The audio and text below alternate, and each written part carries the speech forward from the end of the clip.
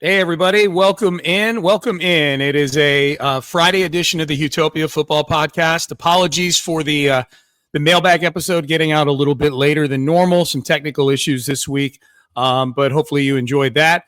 And going to do one here headed into the weekend. It's Friday afternoon as I record this, and the first week of free agency has kind of settled down and settled in. There's still a lot of big names out there that I think are very intriguing, both for the Texans and around the NFL. But this will be a quick one today. I just wanted to do kind of summary of the week, a report card on how the Texans are doing so far in free agency and in the offseason as a whole.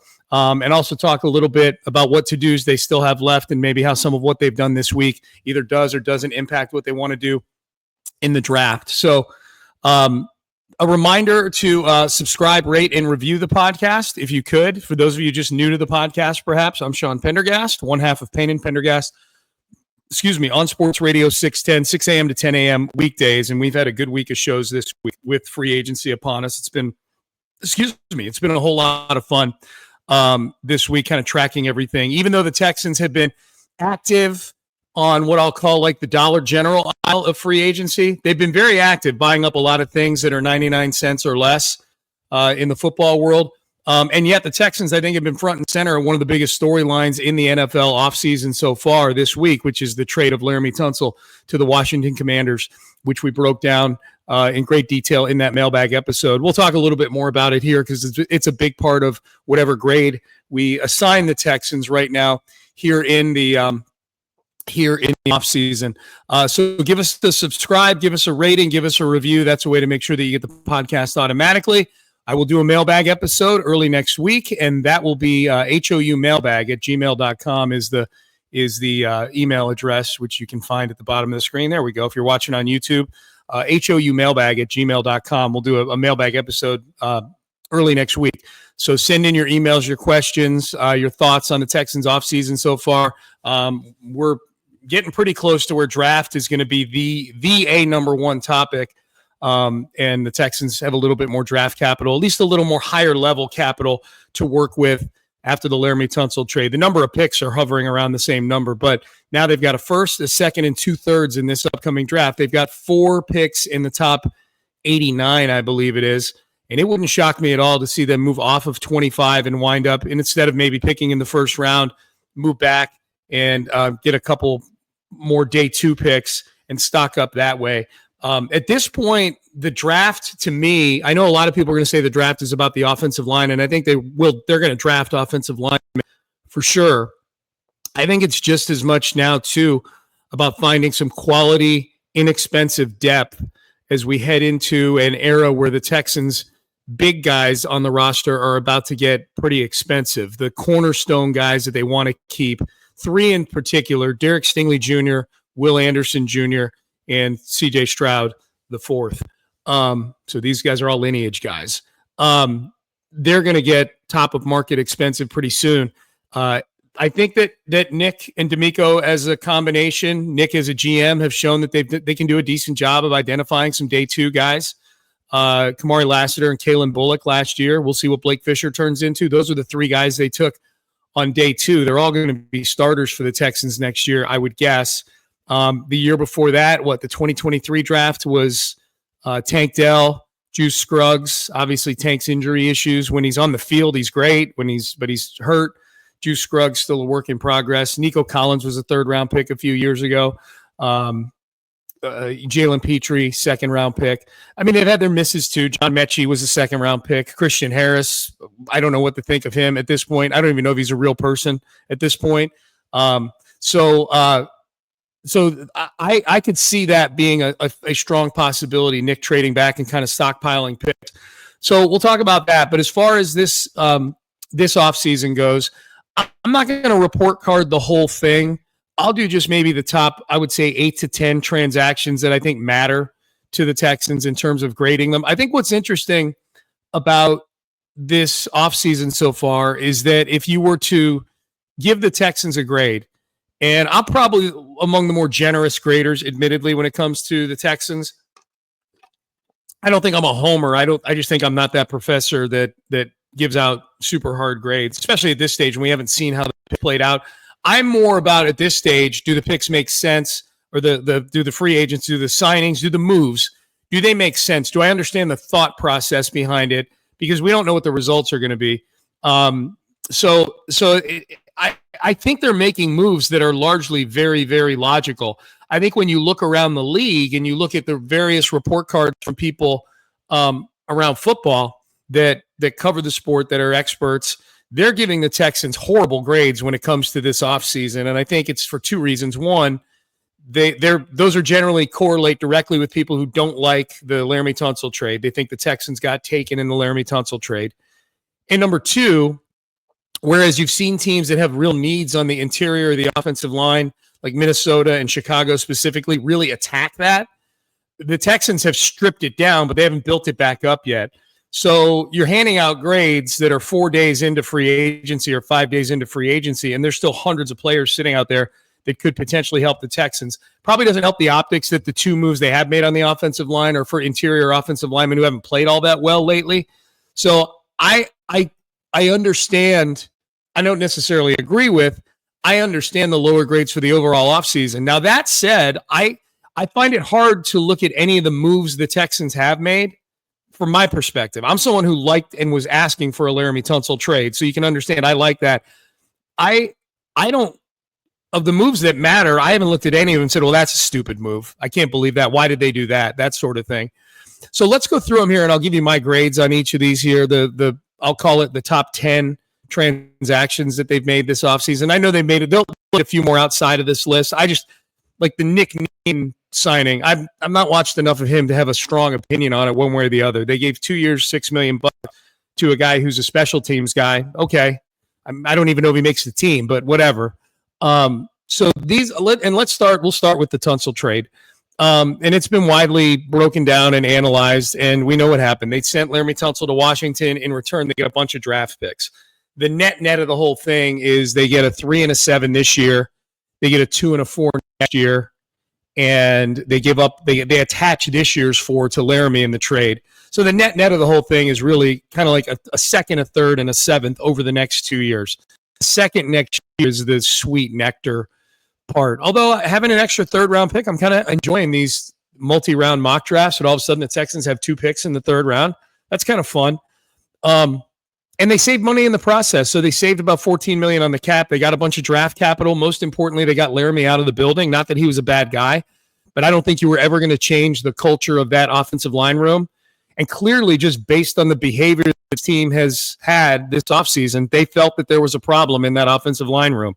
I tend to believe Albert Breer's reports, maybe toxic is an opinion that someone is sharing, where I think it's toxic. I think of just like a really bad environment in that room.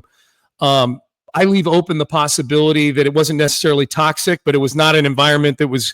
It was an environment that was a dead end to getting what DeMeco Ryans wants, which I think is a much tougher, grittier, ornerier, dog-type room. And you were never going to have that with Laramie Tunsil as the anointed leader in that room. You just won't. Just watch him play. He doesn't play that way. He's a good player. He doesn't play that way. And I think that part bled over maybe in other parts of the offensive line. I'm not putting all the problems of the offensive line at the feet of Laramie Tunsil. But what I'm saying is I do think moving him out of there and all the ancillary benefits that come with it was a necessary move. The financial part of it, saving on the cap, I think is all well and good. They need the cap space this year. But I don't like, if Laramie Tunsil was a dog who was the leader in that room and this was a high-performing offensive line, they weren't going to trade Laramie Tunsil. If this was an offensive line that was a top 5 or even 10 or even top half of the league offensive line, I mean, it was one of the worst in the league last year. If this was a functional, good offensive line that was a functional, good part of a functional, good offense, Laramie Tunsil is still a Houston Texan. They would have found a way to keep Laramie Tunsil. So I'm cool with that. My grade for that is a B+ for the Texans. So I give a B+ to the Laramie Tunsil trade. I guess my only minus on it is one, in the near term, it does make you a worse offensive line. Until I see what the fix is, I can't give this move an A- or an A. I agree wholeheartedly with doing the move, but until I see what the final solution is, I put my ceiling at a B+. It would have been nice to get a first-round pick out of it, but the draft nerds who pull out that Jimmy Johnson chart seem to think that what they got in return for Laramie Tunsil is about equivalent to getting a first-round pick. So whatever, cool. I'm down with that. B+. The second one was a trade of Kenyon Green for C.J. Gardner-Johnson.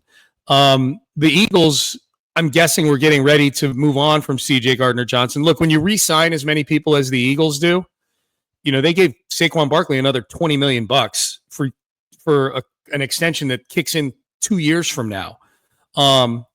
They re-sign Zach Bond. I agree with all these moves they're making. The math catches up with you. You can't make every move. You can't keep every guy. You've got to cut loose some of these guys. C.J. Gardner-Johnson was going to be one of those guys, but Nick Caserio did what he's done a few times, which is say, hey, don't cut the guy. I've got something maybe that you want. Like the Christian Kirk deal we're going to get to in a second, that he's like, can I interest you in a 7th-round pick, Magnificent Gladstone? For the Eagles and Howie Roseman, it was Kenyon Green. So it was Kenyon Green in a 5 for C.J. Gardner in a 6. I don't give two shits about the pick swap or whatever.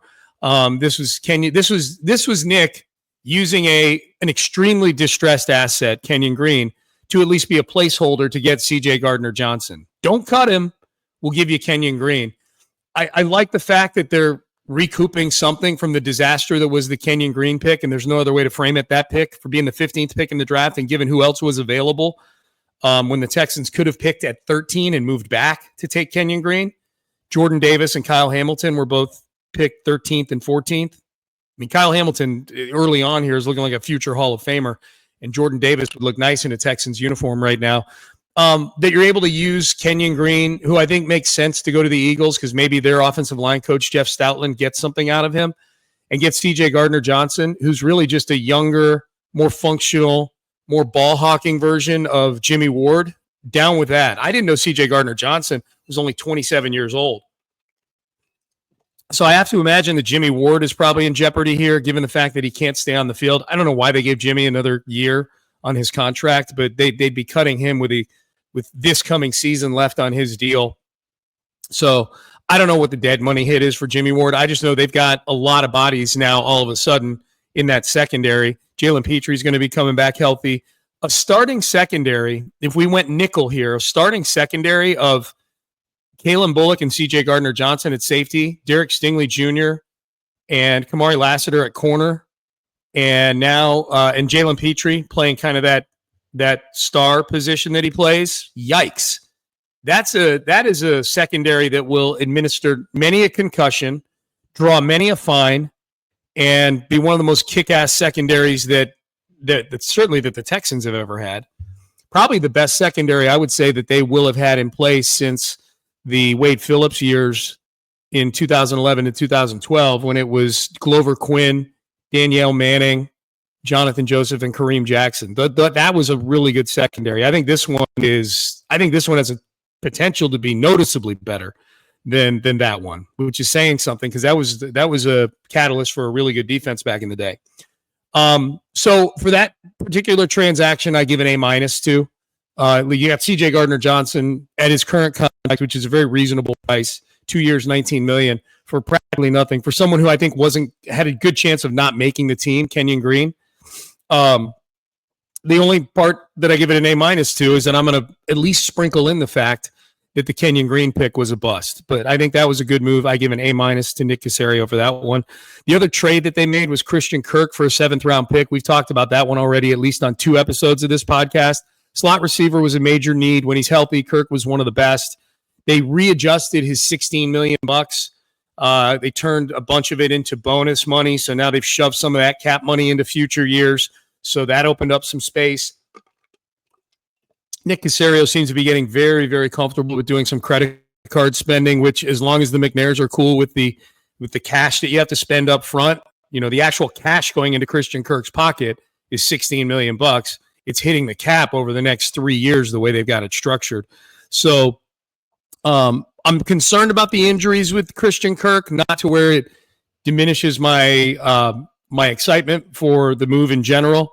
It's a huge need. And wide receiver as a position group is still a huge need, but specifically that slot receiver, huge need filled and upgraded B+. B+ for that one. The injury history is what drags that grade down. Now we start to get into some of the signings. I'll roll through these fairly quickly, just because I don't know that there's a single one that requires dwelling on it all that long. The signing of Laken Tomlinson, who's 34 years old. D'Amico Ryan spent time with him in San Francisco 2017 through 2021. So they were together for 5 seasons in San Francisco. That was obviously a much better version of Laken Tomlinson than the one we've seen the last couple of years with the Jets and with the Seahawks. He had one of the worst pass protection grades at the guard position in the league last year. But he answers the bell. Excuse me, had to clear the throat. He's available. He plays, he's very durable. I don't think you can just pencil him in as one of the starting guards. They made a trade for Ed Ingram from the Vikings yesterday as well for a 6th-round pick. I look at both of these moves as very similar. Ingram's a younger player. He was a 2nd-round pick a few years ago. Tomlinson's an older player. They both have similar issues in pass protection and in overall productivity. Ingram himself got benched. I'm kind of bunching these two together. I think Ingram you still got on his rookie deal. Laken Tomlinson, 1 year and a little over $4 million. I'll give both of these a C. These are just bodies that you're looking to put in the room. The fact that they seem to have some of the same issues Kenyon Green does makes them a little bit head scratching. But I think a lot of the stuff they're doing on the offensive line is a really big bet on Nick Caley and Cole Popovich, the new OC and the promoted offensive lineman. So I think there's going to be more guys coming in that you're going, okay, well, this guy's not very good or this guy's very average. If they get 5 guys who are average, I'll be super psyched about that. And I know they got guys in the building, but if it's 5 guys playing just average football, I think this offense can have a really good season. That means that CJ's getting hit a lot less. That means there's more run lanes being opened for Joe Mixon. So I'm cool with that. So a C for both of those. They signed edge rusher Darrell Taylor from the Bears. He was with the Bears last year, I believe with Seattle before that. He's got 24.5 sacks over his 4 seasons in the NFL. Got a really good pass rush win rate. His pass rush win rate stats indicate he might be kind of an underrated signing. His best season was 2 years ago in 2022. Well, I guess it'll be 3 years ago when this season starts. He had 9.5 sacks. This is a strength already on the team, with Will Anderson and Danielle Hunter, 2 of the best edge rushers in the league. Anybody you've got playing behind both of those guys are strictly there to give those 2 guys a rest so that they're only playing 80% of the snaps and not 98% of the snaps. So I'm intrigued by this one, just based on the productivity alone and rushing the passer. A strength of your team gets a little more depth added to it. So I give that one an A-. 1 year, $5.25 million, not that much. They brought back Sheldon Rankins on a 1-year deal that could be worth up to $7 million. For those of you that remember the Rankins saga, he signed a 1-year deal here a couple of years ago for about $10 million. They wanted to bring him back. The Bengals offered more money, so he goes to Cincinnati. He had just an abysmal 1 year in Cincinnati, mostly because he was injured or sick, like I sound right now. He had viral meningitis. Sheldon Rankins did last year. The Texans the year before, he had 6 sacks. He had a touchdown. He was a real leader in that defensive line room. If you talk to people, Will Anderson mentioned that to me and Clint Stoerner, a couple of times on the post-game show. I'm guessing the Texans at this price would sign up for 6 sacks and a touchdown again. I think they felt like they got their money's worth in 2023. He's $3 million cheaper now. He's also 2 years older and seems to have – Sheldon Rankin seems to be one of these guys that's going to be signing 1-year deals for the rest of his career, which is fine. You can make a lot of money doing that. I give this one a B. I give this Sheldon Rankin signing a B. They signed Braxton Berrios, the Texans did, 1 year, $2 million. And what I found out this week is that he's not nearly as famous as his girlfriend is. What I found was that with the kids out there, particularly the females, is that he's better known, Braxton Berrios, as the boyfriend of influencer Alex Earl. I got an email from a PR company this week that estimated that Alex Earl is going to add $10.5 million of value for the Texans this year in tickets sold and souvenirs, merchandise, marketing attention, things like that. They cited the number of likes that her TikTok video. For those who don't know who she is, she's like a big deal on TikTok. She's like the it girl on TikTok. She seems great. I think she seems very likable. I like her a lot. As far as Berrios goes, I like him too at $2 million. Cheap option in the kick return game. He'll have a chance to make the team as a backup receiver. If he's making the team as a receiver, it's probably an indicator that they didn't do enough at the receiver position in the offseason, but we'll see. And I look forward to meeting Alex Earl at training camp. Alex, if you're watching, thank you for watching. Please retweet everything or post everything. If you could just screen grab any of this and put it up on your TikTok, greatly appreciated. I give this signing a B. It's a 1 year, $2 million signing. It's a B. He might make the team. He might not. It's a lower level thing. The last three that I want to hit here are the three that are returning to the team, either that were on the team last year or, in the case of Tremont Smith, on the team a couple of years ago. People forget because I know a lot of you checked out during the David Culley and Lovie Smith years. Tremont Smith was one of the better success stories on that team with what he did on special teams. He's another guy in the return game that's had some success. He's a guy that can play some corner for you. They do need depth at corner right now. He spent the last couple seasons in Denver as a key special teamer. He gets good special teams money here, I think. 2 years, $7.5 million. He's going to get almost $4 million a year to return kicks and run down on kickoffs and do special teams things. I think Frank Ross has to be thrilled to get Tremont Smith back in the building. His 2 seasons in Houston, as I mentioned, were rebuilding years. He was productive. The team stunk. He'll help out as a backup corner and on special teams for under $4 million a year. Sure, I'll give it a B. I would have liked to have been under $3 million a year, whatever. I'll give it a B. So again, as you can see, most of these moves in my mind are at least a B or higher. The offensive line is still a concern. The last 2 are defensive linemen that they're bringing back. They bring back Mario Edwards, a little pricey, I thought. 2 years, $9.5 million. I don't know what the guaranteed money is on that. Highly productive. I think a better player than they anticipated in the 1 year deal he had last year. Obviously, they want him back. My advice to Mario would be don't get suspended again this year. Do not get a 4-game suspension. Eat salads and drink Diet Cokes, man. Stay away from any abuse. Stay away from any substance that could show up on a drug test. B, a grade of B for the re-signing of Mario Edwards. And Derek Barnett returns on the identical 1 year, $5 million deal that he signed last year. Barnett's been a real find, man. Barnett's a former first-round pick for the Eagles, and they waived him last year, and he's been a nice find for the Texans in the 1 season plus he's been here. Did some good things in 2023 after they picked him up. Scored a couple tutties last year, a couple touchdowns. I hate tutties. Why did I say that? So I give an A- to the Derek Barnett signing. So those are my report cards. Most of the moves I'm fine with. I'm still concerned about the offensive line until I see what exactly the personnel looks like there. I think it's going to be a lot of quantity over quality when it's all said and done. And I do think to get the line that they envision having, it's going to take a couple of years. I think it's going to take probably getting Titus Howard either to a point where he's a good player or a point where he's cuttable with cap savings.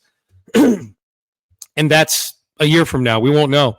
And I think the draft is going to be a big part of that. And I think they've got to bring in some more bodies. But I think this offensive line, all of that said, I am bullish on this offensive line being at least better than they were last year, and the culture being infinitely better for the offensive line than it feels like it was last year. Everybody's got an opinion on the culture of the Texans O-line. I know there's people out there that say there was no culture problem. A lot of those folks get their information from Laramie Tunsil, which is fine.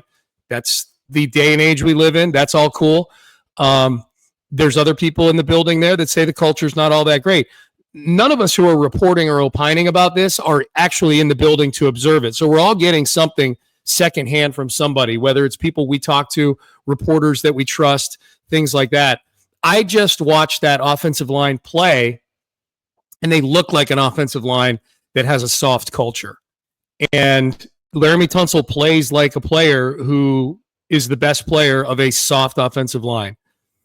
It's plain and simple. So I actually like this. So I think they've still got a lot of to-dos on the offensive line. I think wide receiver is still a massive to-do. I think tight end is one of those things that's sort of flying under the radar. They haven't done anything with the tight end room this offseason, but there is room to add a guy there. I don't know how high level a guy. I think Dalton Schultz is going to be on this team next year. I'm bullish on Cade Stover becoming a productive NFL player, but I think offensive line, wide receiver, tight end, cornerback is still one, depth at corner, and I would say maybe even linebacker as well, since we don't know what the deal is with Christian Harris. So I think those are the to-dos. I don't know that there's any change to how I would necessarily attack the draft. Look, offensive line was already a position of need for this team. So I don't know. They're going to attack it even harder, and now they're going to use 2 of their top 3 picks or all 3 of their top 3 picks, that extra third that they got all on offensive linemen. I don't know. At this point, I just think the things that were in need a week ago are still major needs right now. Offensive line, even a bigger need. Wide receiver, still a need. A succession plan for Joe Mixon at running back? Yes, please. They need running backs on this team. They need at least, I think, one more interior defensive lineman. They brought back Mario Edwards. That's good. So I haven't done major changes. Like in my mind, in the mock draft that I do in my notebooks here, and as I kind of go through all the mock drafts and look at things for the Texans, I think the world out there is going to view them as going offensive line in the first round. I think it was already a majority of mock drafts already saw that. I think it could be an even higher number. I just don't know that I necessarily agree. Cody Stutes has a really good piece, or I get his stuff in email, his Substack stuff, but Houston Football, Cody Stutes does a great job with his content. He has a really, really thoughtful piece on how the Patriots attacked the offensive line when Caserio, Popovich, and Nick Caley were all in the building together. And granted, they had Tom Brady and Bill Belichick, but could it be that the Texans, much like the Patriots did with Brady back in the day, try to attack offensive line by using day 2 and day 3 picks and not using high draft capital on that? As long as their evaluation is okay, I'm totally cool with that strategy. Totally cool. I don't think I would ever draft a guard in the first round. It's just one of those positions where I'm like, I don't know, man. I think you can find really serviceable guards that can do their job outside of the part of the draft where at other positions you are truly finding guys that get the ball in their hands or preventing guys from getting the ball in their hands where they can just make much bigger impacts. All right, so there we go. Not as quick as I thought it would be, but I get talking, man, and I get excited about this stuff. So my apologies. If you were planning on a 20-minute episode, which I think I teased, I went into 7 minutes of overtime there. HOUmailbag@gmail.com. Shoot me an email over the weekend. We'll do a mailbag next week. Give us a subscribe, rate, and review. And big thanks to Jared Rowland, my producer, for getting this episode out to all of you for listening, paying attention in class, this being the classroom, me being the easiest grading professor in the history of NFL player report cards. I thank you for listening. Have a great weekend, and I'll see you all next week.